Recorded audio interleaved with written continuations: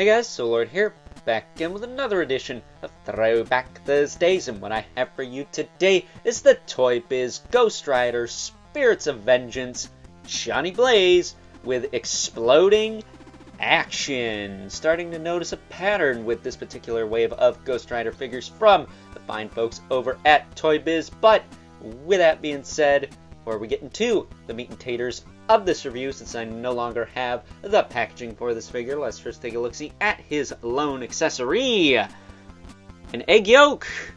Question mark?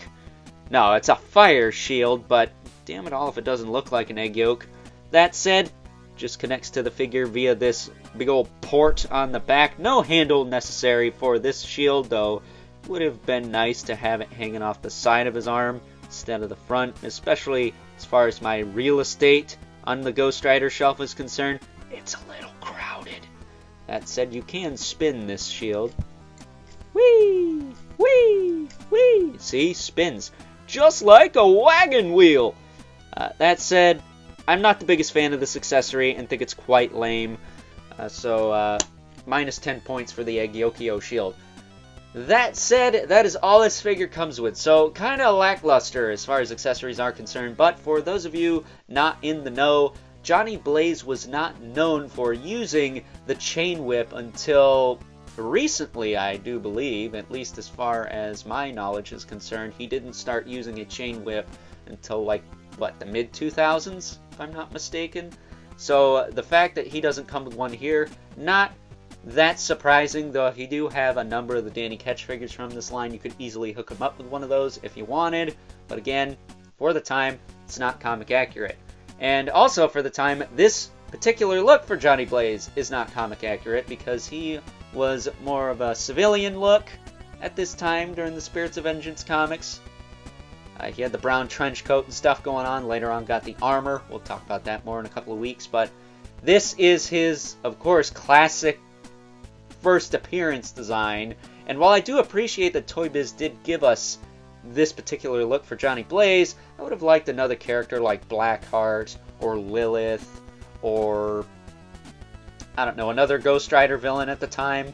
Would have been really cool, but hey, it is what it is. It is a Ghost Rider line. At least they're not giving us an X-Men villain, unlike some people.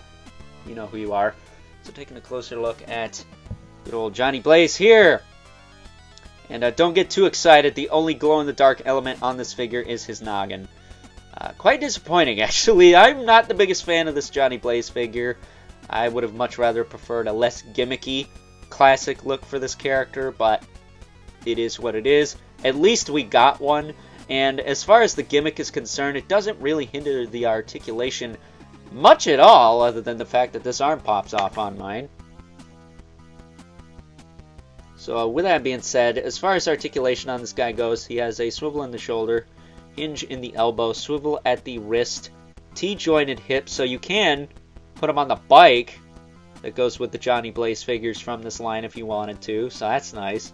They can kick forward and back, and then he's got a hinge in the knee. He does have a quote-unquote swivel at the head, but it's like the top half of his head. Should also be worth noting, you can pop this off too and just have a glow-in-the-dark skull, which is kind of cool, but looks really dumb when it's attached. Like, it looks really weird. I would have much rather preferred just a closed-mouth skull for this figure. I think it would have looked a little better, and we could have got the clown hair on the side, which would have been nice.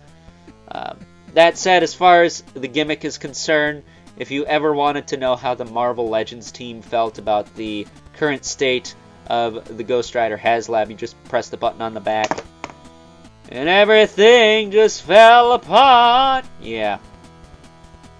That said, this arm has a tendency to get stuck on mine, but he literally explodes. Much like the Steel Clan robot from the Kenner Gargoyles line, he's got exploding kamikaze action, for better or for worse. Again, with the exception of the head, though, it doesn't really hinder the articulation, so I can't complain about it too much. Though, again, I don't like the fact that this arm flies off mine. It's very annoying. I did buy this loose, however, but these are, what, 25, almost 30-year-old figures at this point. So the fact that it's staying together at all, is quite nice. I'm not gonna lie. I will say it is nice that he is staying together. But that's pretty much it. A pretty lackluster Throwback Thursday, all things considered, but I figured since this is essentially the figure they're basing the new Legends retro card Johnny Blaze off from, I had to do my due diligence and review it for you guys, even though it is not the best figure of the character ever. I do think there are plenty of better options out there, but as far as the Toy Biz 5-inch classic Johnny Blaze Ghost Rider is concerned, this is your only option. That said, if you want to see how the shield looks, pop it onto his hand there. You don't even really need to move his hand. It just plugs right in and doesn't really stay up because his arms are too loose, like I said. So, pretty lackluster accessory, if I do say so myself. But with that being said, my qualms with this figure aside, let's now move on and take a look at some size comparisons. First up, here is good old Johnny Blaze alongside a couple of Danny Ketch figures from the Toy Biz Ghost Rider Spirits of Vengeance line. We have, of course, the chain whipping action Danny Ketch and exploding chest action Danny Ketch, mostly because he's another figure that also explodes from this line. Again, starting to sense a pattern with this particular wave of figures. That said, I do believe these two are cousins or somewhat related, which is why Danny Ketch became the Ghost Rider in the first place. But if you're at all familiar with the Spirits of Vengeance comics, you know that Johnny Blaze did not wield the powers of Zarathos at this time. That, of course, was Mr. Dan Ketch over here. But with that being said, they have been seen together in their Ghost Rider forms recently, so I guess you can make this work. That said, it would be nice if Hasbro would finally deliver a updated Marvel Legends Danny Ketch. Am I right, or am I right? And last, but certainly not least, we have our two regulars, the Mythic Legions, Brother Mandibulus, Living Spawn, as usual, towers over everyone. So with that being said, kind of wrap things up, some final thoughts. Overall, and while this may not be my favorite figure out of the Ghost Rider Spirits of Vengeance line from the fine folks over at Toy Biz, I do believe that medal goes to either the chain whipping action Danny Ketch or Ribcage Attack Vengeance, because as far as I'm concerned, those two figures are just on another level at this point. I do still really like this figure, and I'm happy to have it as a part of my Ghost Rider collection. It wouldn't be complete without it, right? That said, I would have liked another shot at a classic Johnny Blaze from this line, along with a whole other wave of characters that we never saw in this line in the first place. It would have been nice to get a Lilith, a Blackheart, or even a Mephisto, even though that's kind of taboo as far as selling a character like that at retail is concerned. I don't know, I think that's just a bullshit-ass excuse at this point, but hey, it is what it is. But if you're looking for a classic Johnny Blaze Ghost Rider for your 5-inch Marvel Toy Biz collection, then look no further, because there is no other option. This is the only one we have. That said, stay tuned, because I got a Throwback Thursday featuring the best Johnny Blaze figure out of this entire Ghost Rider Spirits of Vengeance line coming your way in the next couple of weeks. Hope you guys are looking forward to that, because I know I am. So with that being said, hope you guys enjoyed this week's edition of Throwback Thursdays. If you are so inclined, please don't forget to comment, like, subscribe, and hit the bell so you know whenever I upload more reviews like this one. And if you haven't already, please hit me up on Instagram at Overlord Productions. But as always, keep the comments civil, because the world sucks enough as it is. Especially, as I mentioned before in my Black Lantern Superman video yesterday, when you want to like something more than you do, but you just can't for one reason or another.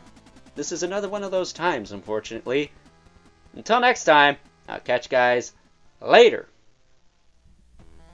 And as promised, here is a closer look at good old Johnny Blaze's glow-in-the-dark feature. Nothing crazy, only the skull on this particular figure glows in the dark. However, if you were to hit this guy with a black light, I am sure that both the flames and maybe the pinstriping on his racing suit would glow as well, because they are quite vibrant in person, and it wouldn't surprise me if when hit with a black light they would illuminate in the darkness. So with that being said, until next time, I'll catch you guys later.